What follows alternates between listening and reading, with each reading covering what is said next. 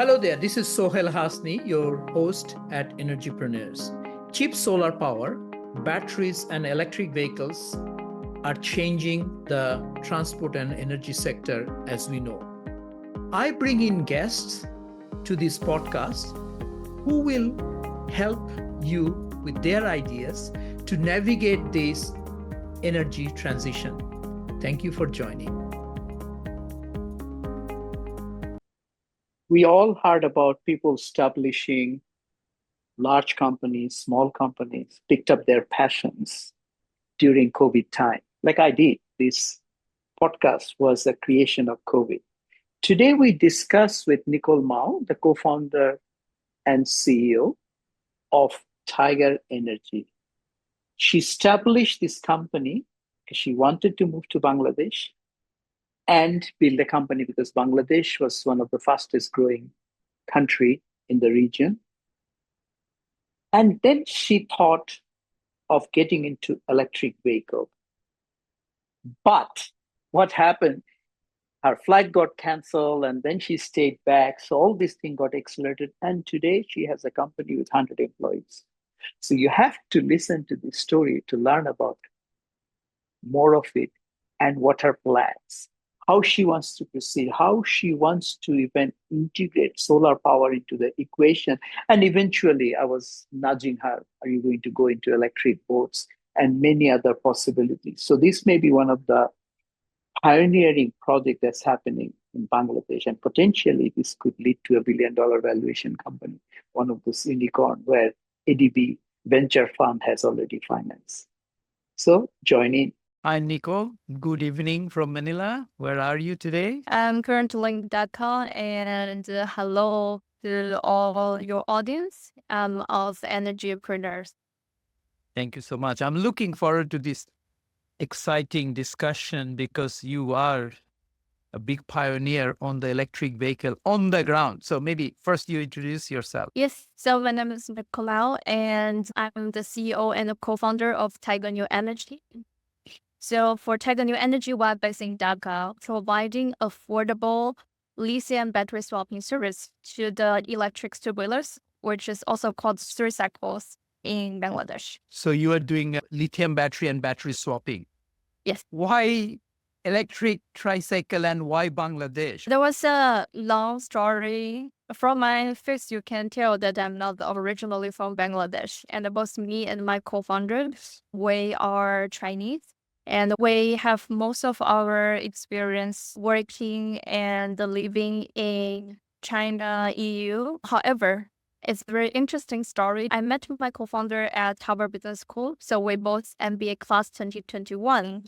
And in 2021, there was this new COVID time. And I told my co-founder, let's think about what we want to do after graduation. And both of us are very passionate about emerging markets and web EV because we see that this is the mega trend for the next 10 and 20 years. We really want to find a place where we can apply our knowledge to make a real life impact. And among all the countries, we select Bangladesh for rational reasons and also emotional reasons. So for the rational reason, before Harvard, I worked at BCG Consulting. So I took a very nerdy consulting approach. So I look at all the macro data of emerging markets in South Asia, Southeast Asia, and Bangladesh really stand out. So it's a country of 170 million population. And the GDP growth has been steady of 7% in the past 5 years. Even during COVID time, it shows very strong economic growth. And the more exciting is we realize that the country has very large existing EV size of 4 million. That's a very exciting number. We realize 170 million population with 4 million EV. So that must be a country with huge density and lots of opportunity for battery solutions that we're thinking about. We don't know what does the store really look like? What kind of purpose is it serving? So it's like, why don't we book a flight and really check out how the real Bangladesh life look like? So we booked a flight and we came to Bangladesh as our spring break trip because that was our last year at Harvard. And we came in the still COVID time. Then it's very interesting that my flight got canceled. So it's not a flight before me, not a flight after me. It's just like my flight. So I think it's not just I chose Bangladesh. Bangladesh also chose me. It wants me to stay and take a closer look of the country. Because my flight got canceled, I called the travel agent. They said the only flight I can book is 3 months after. So after staying in Bangladesh for 3 months, really give me the chance to know Bangladesh inside out, how those 4 million EV look, what kind of purpose they're serving, and what the pinpoint they have. I actually took tricycles or EVs a lot in Bangladesh because they are very affordable, very convenient. I also get to chance to know their pinpoints. They are still using outdated lead acid battery. They have lots of potential damage to the lead leakage. It causes several health issues like high lead level on the children's blood. Secondly, it's very expensive to buy. So it costs them around $250 to $500. That's around 2 or 3 months of their income. And the third is they're facing lots of charging issue. Think about for rickshaw driver, your vehicle is your only tool that can afford your livelihood. You finish the day, drive back, realize, oh my God, tonight there's no electricity. I cannot charge. How can I make money? How can I feed my family tomorrow?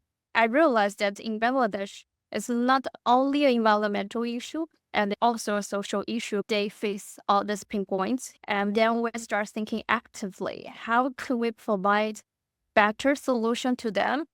At the same time, how can we make it affordable? How can we solve social and environmental issue at the same time? Wow. So COVID made it happen. It's like my podcast. I got stuck. I said, have to do something interesting. Okay, start a podcast. Yes, This yes, is it's really like fascinating. yes, I think if you look at positively, COVID also changed many people's life in different ways, and there are some positive stories like us and also like yours. So you permanently live in Bangladesh Yes, I spent like 80% of my time here. and your co-founder, she's also from China, you mentioned. Yes. Wow. So what's the connection? Why electric vehicle? You mentioned that this is one of the mega trend. You must have a very good base in China because it's a technology. You need to have a strong partnership, right? So you have been very brave, obviously. Yes. So I think I really got the unfair advantage that helped me to get into EV and the battery because my family has been doing battery business in China for 30 years.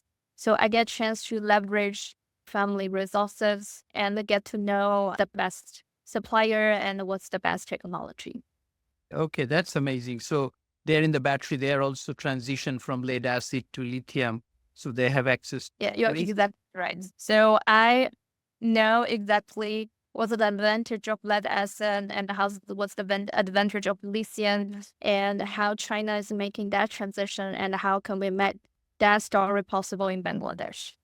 And now you have a manufacturing plant, right? Or you're about to build one in Bangladesh. We already have one. It's around 30 kilometers away from central Dhaka, the Kaliako. Okay. And what's your assembly capacity? How many megawatt hour are you doing monthly, annually? How big is the thing? Yes. So we measure this by pieces. For example, for 1 kilowatt hour, we have around 20,000 pieces So you do 1 kilowatt hour battery and 20,000 pieces. Okay. And this is per month? per month. That's huge. So you obviously started your swapping operation already, right?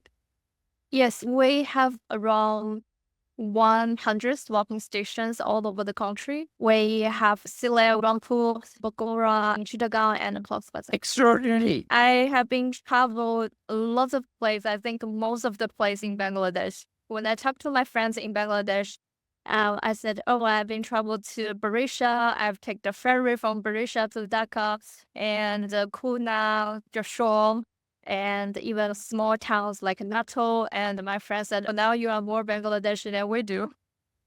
Yes. I mean, I left Dhaka in 1986, but Even I have not traveled all the places that you just mentioned. Wow. Really honored to be able to connect with you. Amazing. Let's get into a little bit more detail. So you mentioned 4 million tricycles. These are some locally made, some imported with lead acid batteries. And then you want to take the battery out, give them a lithium ion battery, which Yes. they don't have to purchase, but they come to a swapping station and swap. Can you take us through the numbers? If I'm a tricycle driver, how does it look from my perspective? Let's assume if you are rickshaw driver, how does that work for you? So before you were paying $250 to $500 to buy battery. Now you don't have to do that. So every day you only pay me around $2 to $3. Then you can subscribe to our service. Mhm. That's limited swap. That means $2 or $3 you get unlimited usage of battery. They save you lots of things. One is you don't need to worry about battery purchasing and the battery maintenance. Before you spend money buy battery, maybe you will have after service issue. Now you don't have to worry. And the second is it will save you lots of time about the charging downtime. So before, if you buy battery, then maybe you ride for 4 hours, then you need to another 4 hours for charging. Now, because it's battery swapping and it's unlimited battery swapping. So whenever you have used up your battery, you just drive back and you swap your car, you can get a fully charged battery. Then in only 1 minute, you are ready to go again. And the third thing is we help you to make this upgrade from lead acid battery to lithium battery with only $2 to $3 per day. Because before you were using lead acid battery, now you have to switch to lithium. There will be retrofitting, right? So we need to change your cable and many things. For our early customers, it's also free.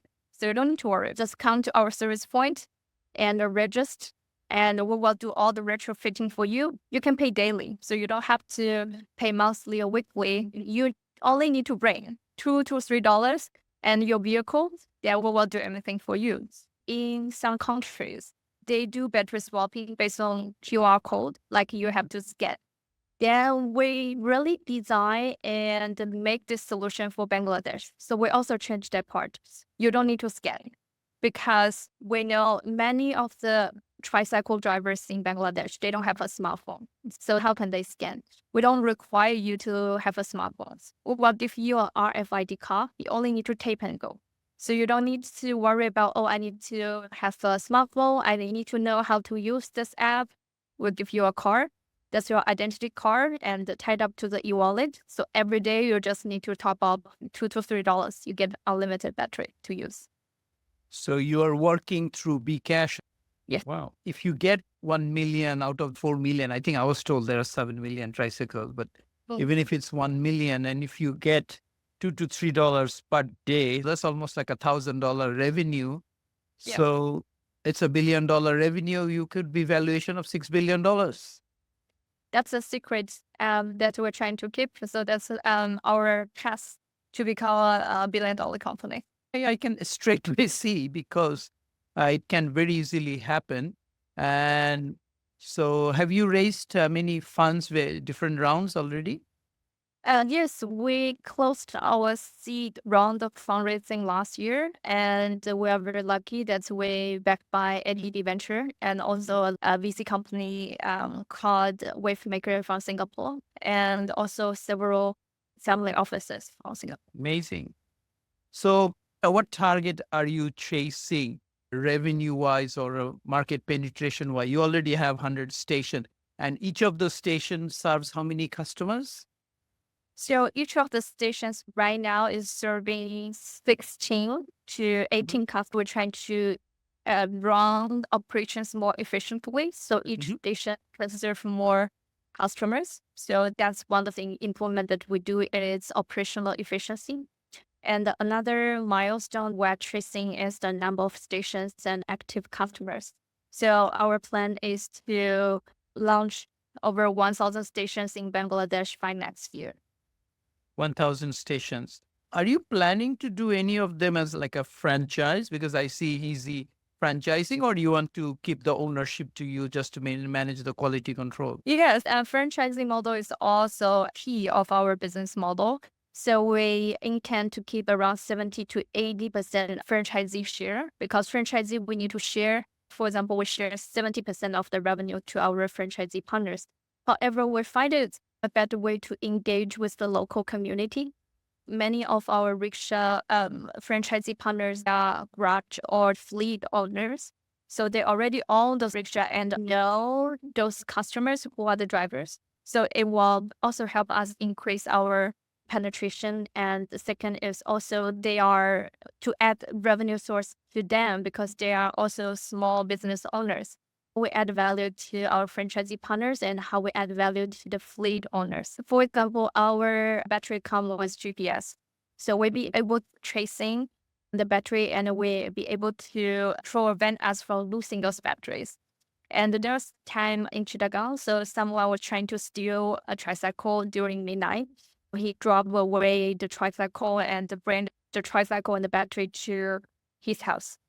However, from some news, he knew that our battery comes with GPS. So he tried to bury the battery in his backyard. I think he dig a hole, is like 1 meter deep. He buried his batteries around 5 a.m. And our data scientist told me there's something wrong with this battery. So this abnormal signals that the battery is sending. We believe it's stolen. So we call our franchisee partner and he notified the owner of that tricycle. It is stolen. And we tell them the location. So they trace down the location to the guy's backyard and they will be able to find the tricycle and they will be able to dig out the battery underground. And so that's how the technology helped him to recover the battery and more importantly, tricycle as well, because that's valuable. So if without this technology, they wouldn't be able to find it back. And it makes us become relatively famous in Cox's Bazar and Chittagong area because people hear this story. Amazing. Are you thinking of venturing into four-wheelers or go down to two-wheeler market, or you want to stick to three-wheelers for the time being? So three-wheeler is still our primary focus, works for emerging markets where people are relatively price sensitive. So it offers a very affordable way for people to tap into EV. And for four-wheeler, we are still considering. So if we're going to do four-wheeler, we want to do something smaller but affordable just for family use. For example, for female, it's very easy for them to drive the kids to school. But it's not anything fancy like Tesla level. But we want to do something that works for the emerging markets. And we also see good opportunity coming for two-wheelers. We see how two-wheeler becomes super popular, especially in Vietnam. In Bangladesh, there's still no good offerings. And we also see that as a highly potential market because now if we calculate the economics, it's already at the financial tipping point. So if you calculate both the operation fee and the capex fee, it's cheaper than combustion. So I think now it's a good timing to do two-wheeler as well. Are you taking most of the electricity from the grid, or are you already establishing solar or other form of charging infrastructure? Yes, so this year we're so excited about this new pilots. It's the joint project that we do together with Huawei in countries like Bangladesh or Sri Lanka. The source of power is also a critical thing with EV. If the country has to buy, for example, CNG or coal to produce electricity, then use electricity to charge EV, then EV is not that green. So if we can use renewable energy to charge EV, that's how we can make EV a greener solution. From this year, we started pilots. We power our stations with solar. And it becomes relatively more effective in the coast area, for example, at Chittagong, Cox's Bazar, where the conversion is the highest. We have different projects. For example, we have microgrids of three-wheeler, 3 kilowatt, 5 kilowatt, and 10 kilowatt on the rooftop of the station. We can leverage that rooftop area and use that um, to set up our solar panels and power the station. And we have natural advantage of this project is if you're familiar with solar, the best way to do solar is either you connect with the grid, so you do on grid and you can feed back to the grid, or you need to have a storage system. Our cabinet contains lots of battery. So at this time, and all the battery will act as a storage battery. So during the daytime, they will take electricity and store them. And during the nighttime, has no electricity, we have reverse charging. So the battery will also charge back to the station. I can give you a lot of ideas because I spend quite a bit of time doing that for the Philippines and other areas. And what you're doing, step ahead, but there are a lot of interesting things. Maybe I'll pass some of the ideas with you later on. But one Yes. thing that you mentioned, that tricycles, if it's not renewable energy, it's not very valuable. It is. In Bangladesh has one of the highest energy intensity emission factor in the world because Yeah. still most of the electricity coming from gas Yeah. and then oil, right? Doesn't matter what form of electric car, it's still huge saving because you're not generating any heat. All energy is going into the wheels. So there's a Yeah. huge saving. Are you somehow capturing this carbon credit? Because a lot of money who will buy these carbon credits. Have you looked at that? Yes, I think we could do more. Now we only do simple calculation. Like every vehicle we convert from, let us say, battery to lithium battery would reduce 6,000 kilogram of carbon every year. That's But very high. That's $200 worth of carbon dioxide. But if you take it from the grid to solar, then it's the real big jump. Yes, so it's a good thing for countries like Bangladesh. It also makes lots of economic sense and also environmental sense to do solar. Your company is called Tiger Energy, Yes. not Tiger Motors. So you also have intention to move into the energy space? When we start this business, our initial thought is that the whole ecosystem of EV, so you need player who do cars, and you need player who provide energy or battery or related solutions. There are a few things we're thinking about. Energy is the key. And if you look at battery, that takes around 50% of the value of the EV. Two-wheeler, three-wheeler, or four-wheeler, so the value of battery is 50%. If there's anything we can do at the battery side to either use innovative solution, battery swapping to bring the cost down, any innovation that we do would accelerate the progress of EV adoption because it takes 50% of the full value. Another part that we think is super valuable is we really want to build the public infrastructure of EV. We were thinking during the time we have combustion cars and you would see all this petrol station. At the beginning, they do petrol, and later on, they leverage to different business models, also become a convenience store. Or some also make money through restaurants they open together. And at the beginning, it was energy business. Then you also have always more doors and opportunities for them. Yes, absolutely. You may have to start do McDonald's, go where you just buy the land first, because as you build the infrastructure, land price goes up, maybe more value than appreciated value of the land than the business itself, right? So that's how we think there's more room for us to play if we stick to the infrastructure builder at the EV game. You have a local partner working with you on this? So currently, we don't have a local partner, but we get a lot of support from the local companies, and we also get lots of support from the government. For example, BIDA, which is the business authority from Bangladesh, they offer good service and support to foreign investors. I'm really fascinated by all the thing that you are doing, but you really don't want to go into the energy side yet. But eventually, because the batteries the one that is driving energy transition, right? Yes. As an ADB staff, before we looked at one solution in Tajikistan. I actually have a video somewhere where they put a solar to make the lift or the elevator reliable, so that if there's a power failure with the battery backup, they did with a lead acid battery. But I think that solution will be very common across Dhaka city. You live in Dhaka, right? People want to have that reliability, because right now there is a genset sitting somewhere. A genset is expensive. You have to keep a fuel inventories, a fire risk and others.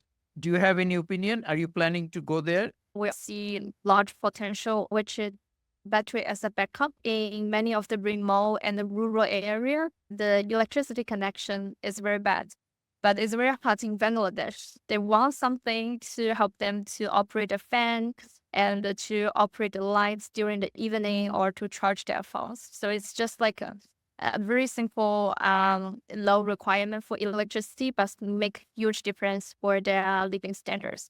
Our battery lifetime, it's 3 years. If you have 10 cells in the battery, ideally it will go down evenly, but in reality, it's not. So you will have some cell that's really have zero capacity left, and you also have some good cells that have maybe 50 or 30% of the capacity left. So what we do is second life recycling. We unpack those battery and pick those good ones and pack them again to a home appliance battery because it's recycled. And even though if they have 50 or 30% left, they are not powerful enough for EV, but they're good enough for home appliance already. So then we'll be able to offer those battery to the market at a affordable rate. And then one is we reuse and optimize the value of this battery by recycling. And second is we'll be able to fulfill the demand of home appliance at a very affordable rate. So that's another interesting thing that we're doing. Excellent, because I piloted the ADB project into 3 countries, Afghanistan, Tajikistan, and Kyrgyz Republic. Those small home system, I think we had a 400-watt solar panel and a 1 kilowatt-hour battery and all DC appliances, fan, TV, fridge. So you bring it to a house, you're electrified. And at that time, the cost was about 800. Now the battery price is so low, maybe it can be done with 400 or 500. So you're doing that. That's amazing. Yes, we are. And sometimes it's the same group of customer. They could use our battery to drive in the daytime and also use our battery for home appliance to power their fans in the nighttime. It's a lot of synergy for us to minimize our customer acquisition cost. So the batteries that you're taking for swapping is not the size of a briefcase. It may be smaller but thicker. It's 1 kilowatt hour. The size is like 2 shoe box together. So it's like this big. And we offer 3 models. We have 1 kilowatt, we have 2 kilowatt, we have 3 kilowatts, and to power different type of tricycle. So we call it R3, R6, and R9.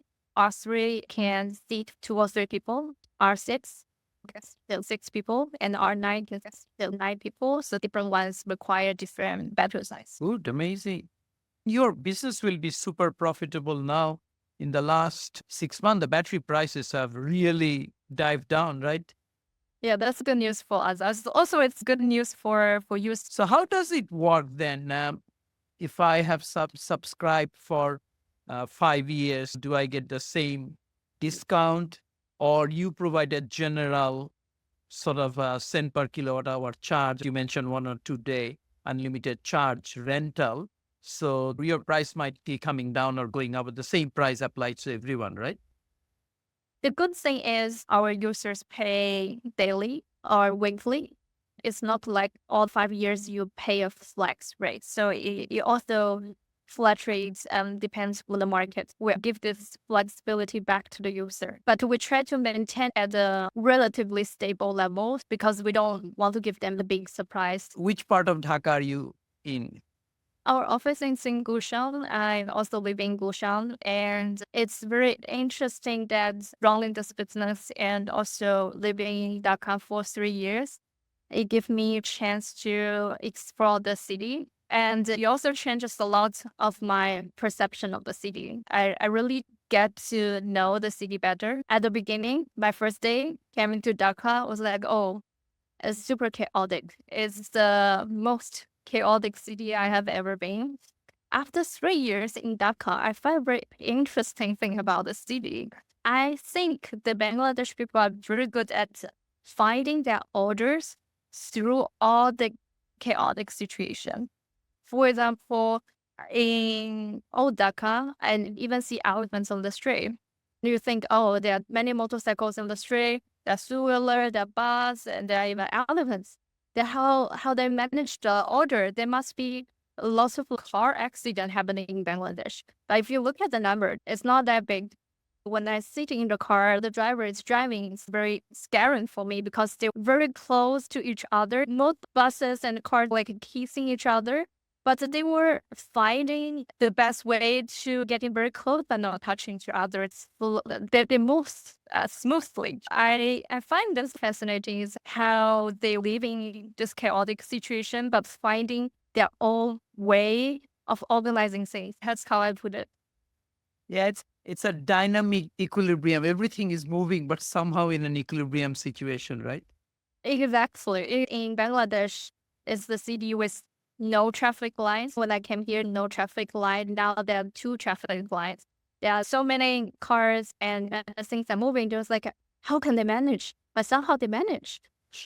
So that was a big surprise. And that's a good lesson for me as a founder in emerging markets is we cannot expect everything will be perfect. We cannot expect that we would find order through good organization, lots of information. So most of the time we have to go out, pass through these uncertainties and ambiguity and find the way out. Just like when you are in Dhaka, you see cars driving in their own ways, but you need to find a balance. You need to find your equilibrium to figure out the situation, to find a way out. So I really like Dhaka because I feel like it teaches me lots of things. You're not driving in Dhaka, I suppose.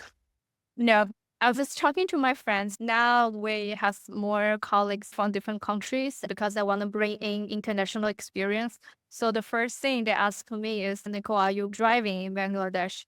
I was like, no, I have driving license. I have driven in many different countries, but it was very difficult for me to drive in. When I go to Dhaka, I go maybe once a year these days.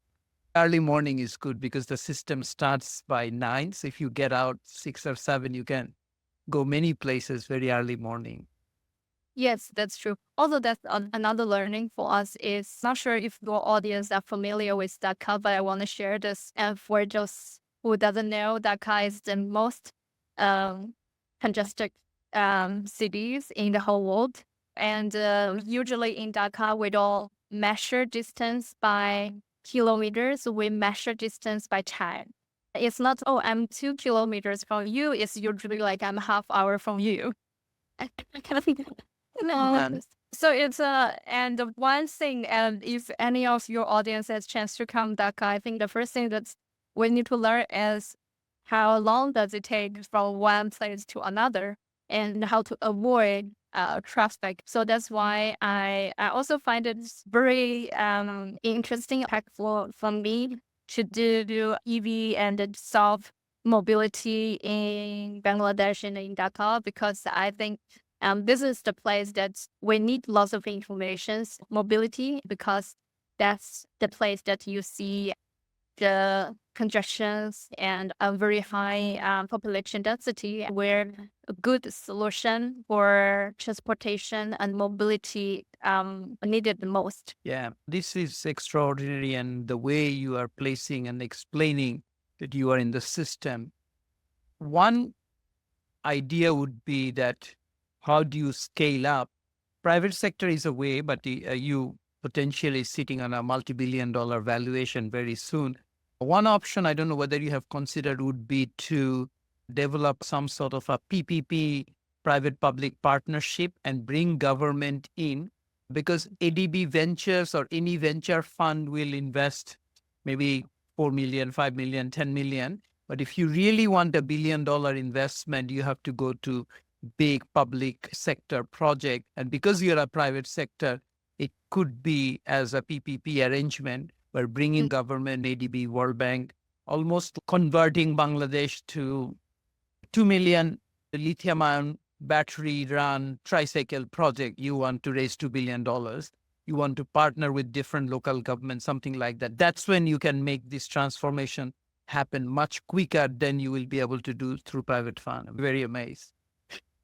Yes, I really agree with you because I see the vision that in the future, people don't buy battery anymore and take battery swapping station or even battery charging station as public facility, and all the petrol station right now is replaced by all this like EV related public facilities. And this vision will not be achieved only by one company. As you said, I think collaboration and building a good ecosystem is the key, and everyone in this ecosystem will be benefited, and the user will also enjoy the benefit. Yeah, once you have done electric tricycle, another one that I wanted to do, and I tried to encourage many entrepreneurs, is the electric boat, because you already have a modular battery. It's just to plunk it into a boat and run a motor, because these boats run diesel and very poor quality oil. So all this pollution can be wiped out very easily. So once you have a bit of time, think about the electric boats as well. Yeah, it's very interesting that I just heard of exactly the same idea that you mentioned. I was brought up by a friend from the World Bank. So he was saying that exactly the point that you mentioned, the technology inside is actually very similar, right? So you use battery to power the motor, then the technology should be transferable. And in Bangladesh, it's a country that has so many both big ones and small ones, and so many small rivers and lakes. It's a very important transportation tool for the people. I think it's really a good idea. Yeah, and absolutely, because it's all driven by batteries, and submersible motors are very cheap. So you don't have to worry about water, and there are motors that can easily go underwater, right? Yeah, and also if you see the potential damage to the water, then the treatment cost is even higher. Nicole, I learned a lot of things. It's very exciting what you're doing. Is there anything else I could have asked? This has been an amazing conversation. I really enjoyed today's conversation, especially the parts when we talk about Dhaka, because I realized that not many people would travel to Bangladesh or Dhaka for fun. And I know for your audience, there are many international audience. I really want to do this promotion for Bangladesh and for Dhaka. And it's a very interesting place. They're very dynamic and different from any other places people usually go. So I would encourage your audience to come to Dhaka and see the opportunities or just enjoying the time here. And besides, there are more things to enjoy in Bangladesh. Please come in the mango seasons. Bangladesh's mango is the best. It's the best I have never tried in the world. And also to see colorful paintings and also a wide range of different kind of fish. Here's that. Oh, you are also liking Hilsha. Wow. Then you are Bangladeshi now. Have you learned any Bangla yet? I know a little bit, like আমি খুশি সমস্যা নেই. That's a good start that you are happy. There is no problem. Yeah. Thank you so much. Thank you. We hope you enjoyed this episode of Energypreneurs. To continue listening to this conversation, please visit us at Energypreneurs. Thank you. See you next time.